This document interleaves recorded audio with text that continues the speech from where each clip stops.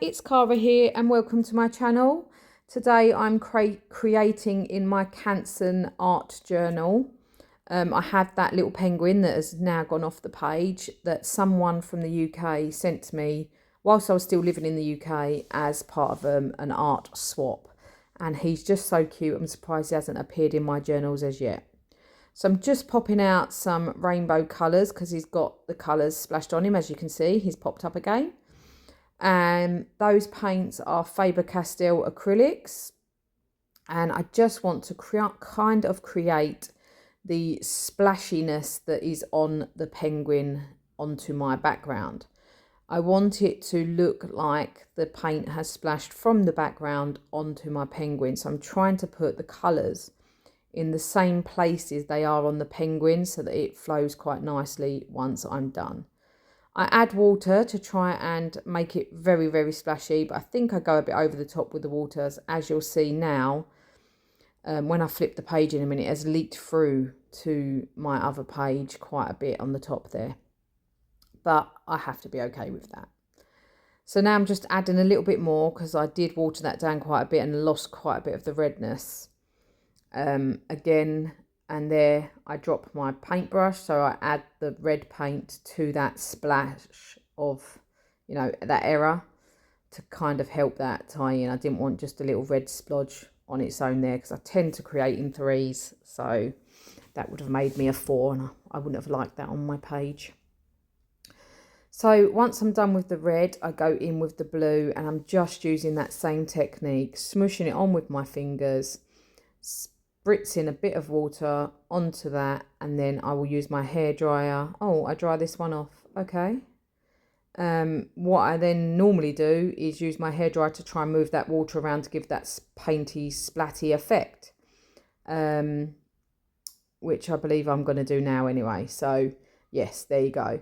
And then where the water sort of splashes and moves up with the hairdryer, the power of the wind, if you like, I just try and control that a little bit. As I said, I just had that mess made on the other page with the red, so I'm just trying to keep it onto my page.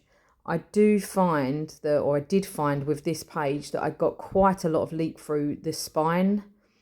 If you wanted to avoid that, you could pop a bit of washi tape or a bit of masking tape just down the spine. I did add quite a lot of water to this page, so that's why, but it's gone through sort of 2 or 3 pages beneath. So if that kind of stuff bothers you, then take extra precaution when you're using wet media for sure. So I've added red and then my blue and then my yellow. Then I add some orange between the red and the yellow because that's, if it's splashed together, would mix that way. And then I add the purple between the red and the blue for that same reason. Now I'm trying to add green between the blue and the yellow, again for the same reason those colours would mix to make that colour. But I just want it to look very splashy. As I said, that penguin has got paint splashed on him and I kind of wanted to replicate that in this background. I am trying to mop up the best I can the water, but I do want that splashy look, so I'm still adding water. So you're kind of fighting a losing battle with yourself, but if you want the splashy background, you need some water. Now I'm just adding a bit of pink as well, just to complete my rainbow of colours really. And that same technique, blowing it around the page once it's got some water on it, just to create the kind of splashy, sploshy look. But the under pages are getting quite wet, so I'm not really sure how I could protect that page underneath, or I just do this on a page I haven't created on the other side of yet, and therefore I could kind of fix that when I do my creation on the other side. But here I'm just showing you the lovely patterns left on the tissue and on the wet wipe that I've been using. I will dry those out and they can be used as a background in a future project.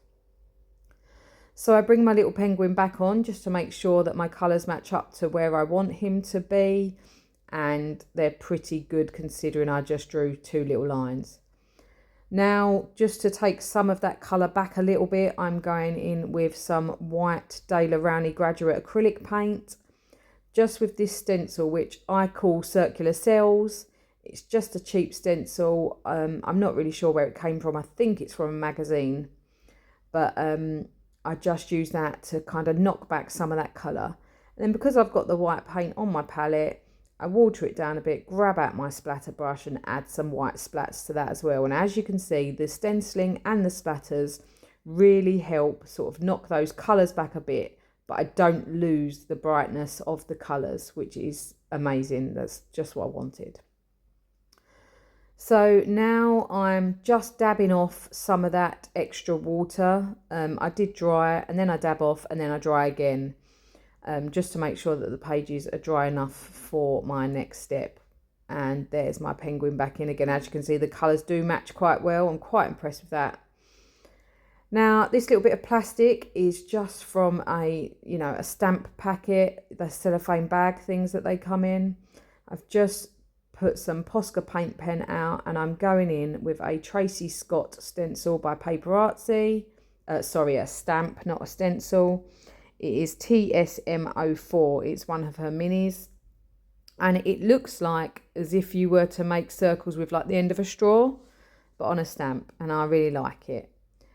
Then I spritz the Posca Paint Pen just to make it, I'd like that kind of watered down look, as you can see from that stamp.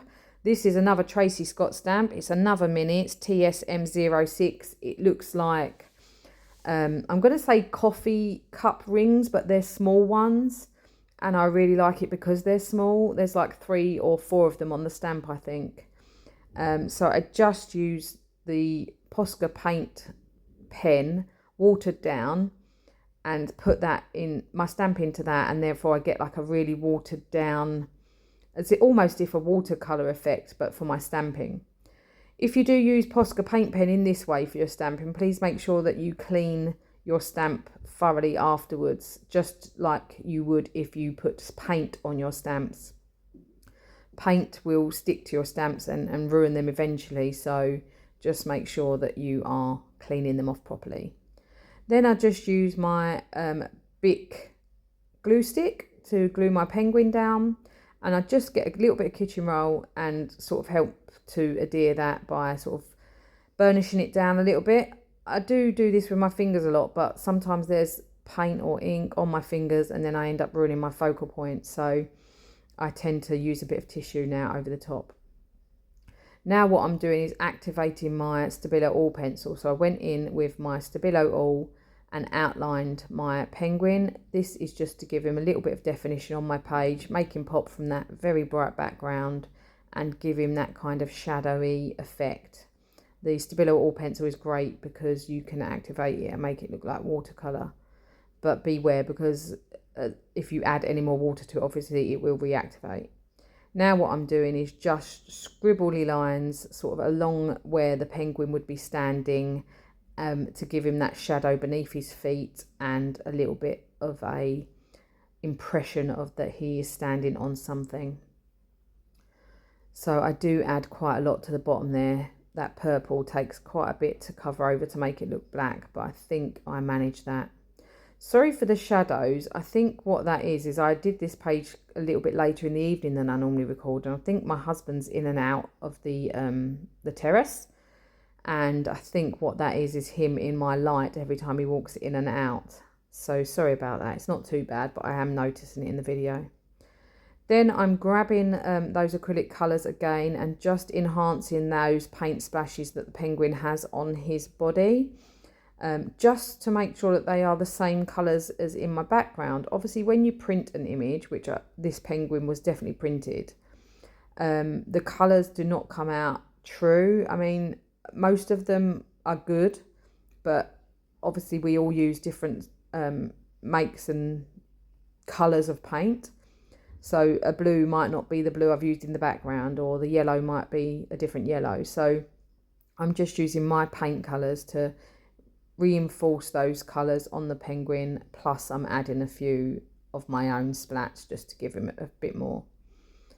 And I'm just kind of watering down the paint a little and adding in with a small, very small brush, and then I go over his beak and his feet with the orange as well, just to bring those colours sort of the same as the background colours and the same as those paint splashes on his body, because they looked a little bit dull compared to the colours I've just added. And I just wanted him to sort of be nice and bright on my page. After all, this is a bright page. It's a very bright page. So there I am doing the feet, realising that they have sort of disappeared a little bit. So I am drying in between my layers with a hairdryer, just because I don't want them to create mud. I've got a lot of bright colours on this page. And then I believe I do some kind of border. I think that's what I'm looking for, a pencil now. But yeah, oh no, I'm looking for my stencil. So this is a Crafter's Workshop stencil. It is TCW261S. It's got a quote on it, like it's art is, and then it's a very nice quote anyway. I can't remember what it all says, but I'm just using it with very, very little black paint to add a little bit of text to my background. I love a bit of text. I love a circle.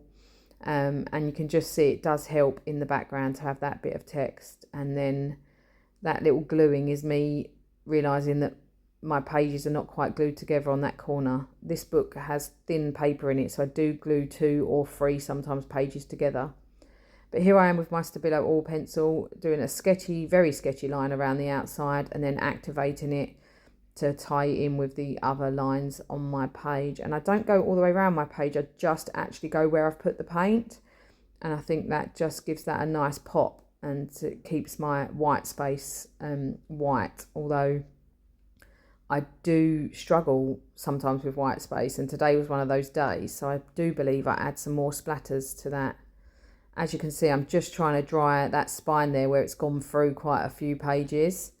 It does feel quite damp, so I just go through and dry that. Luckily it didn't go through to that other page there that I did last week or the week before, but it did go through. So now I say goodbye, and then I realise I want some more splatter. So I grab out my scribble sticks.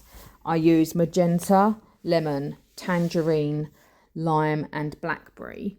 And I just get some water on my brush and splash the colour straight from the pigment stick, straight from the scribble stick, over the white space on my page, just to create some more splatters.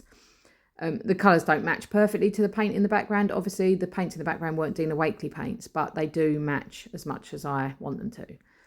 So here's a few close-ups for you of the colour and that splatter in the background there.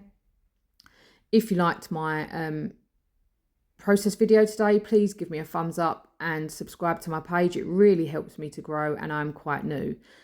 Until next time, thanks for watching, and I'll see you Friday at 5 for your Friday art escape. Thanks a lot. Bye bye.